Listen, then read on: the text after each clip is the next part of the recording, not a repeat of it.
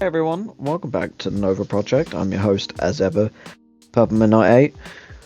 She's pointing at the screen, apologies. I'm back with another book review. Finally, it's taken me a while to get through this one. I say finally, I've literally just did the Cult of the Lamb little thing a while ago. But yeah, I'm back with an actual book this time. One of the Tom Clancy novels. I believe this one was called, well, I know it's called Recruited. Did it in audiobook form again because I'm an animal, much to the chagrin of my wife, who prefers physical media over digital. Audiobooks can count, apparently. It's just we have the people who read like 10 books and all. Audiobooks are just easier for me. If you haven't heard one of my other ones, I'm pretty sure I'm like 50-50, like audiobook and physical book at this point. But yeah, this is a book obviously based in the Division universe. If you're not someone who watches my gameplay stuff, I have covered both of the Division games within a very short span of time. This is set after the second game, so it's not relevant to the. There's a couple of like name drops and one thing I'll get into in a minute, but it's basically just the story of supplies are running out. Except apparently on the west side of the US, there's in rural America there is food aplenty. There's farms and stuff, grown food. So they have to go from DC to, where did they even end up? I want to say Kansas, sort of way. Do I know if that's even? I don't know the geology of that. Don't care to find out. But yeah, it's basically after an attack, the Division agents that rescue the people recruit, hence the name, one of the survivors, and they go on an adventure across Central America to find some sort of way of bringing food supplies back pretty consistently to the starving populations on the east. But yeah, so it's mainly just them walking, talking, being shot at or attacked, like for about 5 minutes, no big consequences. They're just being stalked by the outcasts, which I was disappointed by. Don't get me wrong, the outcasts are probably the most interesting faction out of the Division, because they actually have purpose other than we bad guys. The outcasts basically, when the green poison outbreak happened, they all got quarantined on an island and then got left to die, basically. And then they all broke out and now just want to destroy everything as a result. But then you've got like the True Sons, who are just former Chetier, who just do stuff. Hyenas are just gangs. It's Ubisoft writing. I don't know if Tom Clancy actually did much in his other novels, because this isn't one of his, it's just his universe. But anyway, it concentrates too much on the outcasts, which I'm kind of annoyed about.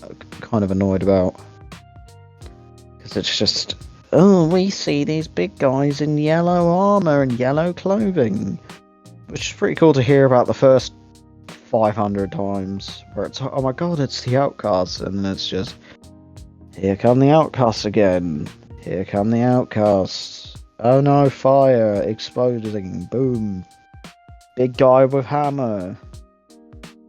Yeah. So the whole time they're sort of being hunted by the outcasts as they try and make their way over. They have a fight with, well, they join the fight between two like gangs of truckers who basically one is the bad guys. They're basically they narrow down to just your typical raiders, and then you've got the good guys, which will in turn for help deliver supplies back and forth.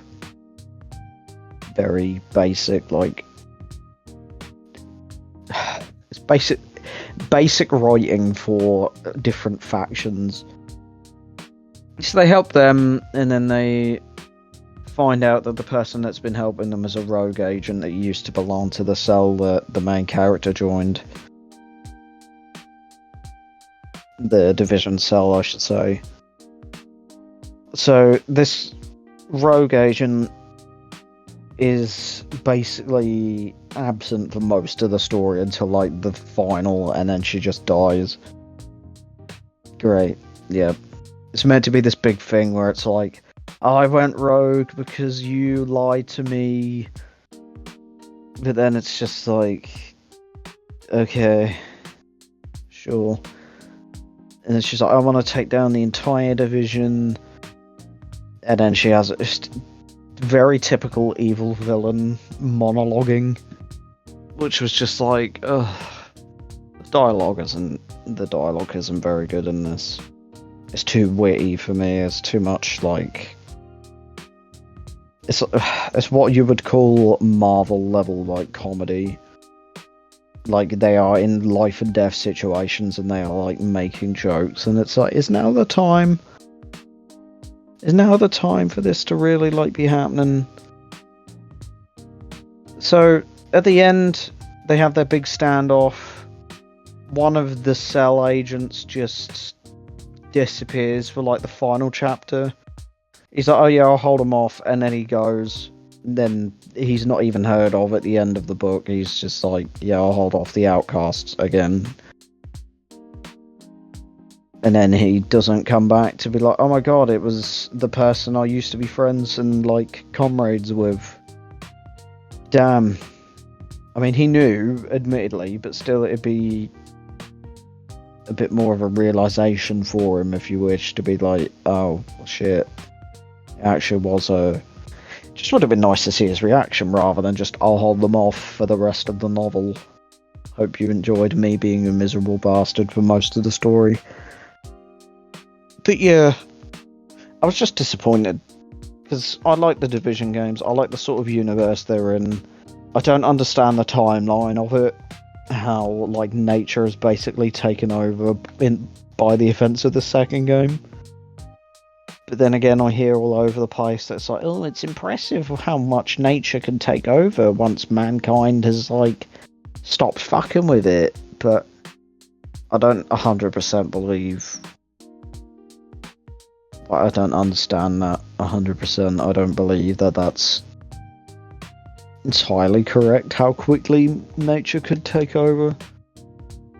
Especially in a world that's still got people living in it. But I like the Division, even if it is pretty like surface level action game. It's just a bit... I just like the universe. The first game was a bit shit, if I'm being honest. That was torture. I like the set and I like the winter, but other than that, the bullet spongy enemies was awful. But yeah, I didn't really like this. I thought the action bits were good. There's quite a bit of gore, surprisingly. I mean, when you've got a faction that literally has suicide bombers and dudes with big sledgehammers. Considering basically in a Division, anything that happens is just... like, they will get shot enough that they will fall over and die. It was shocking, to say the least. I also didn't like the narrator of who did this. I don't know her name. But whoever did the Spotify one, I didn't like how she is portraying characters of different ethnicities and cultures, and decides to do the accents, which was like, that's a bit weird. It's very strange, but you know, as you do, if you've got to make it believable, I suppose. But yeah, I just didn't like it. It took me ages to finally finish it. I'm glad I fucking did the audiobook rather than buying a physical copy.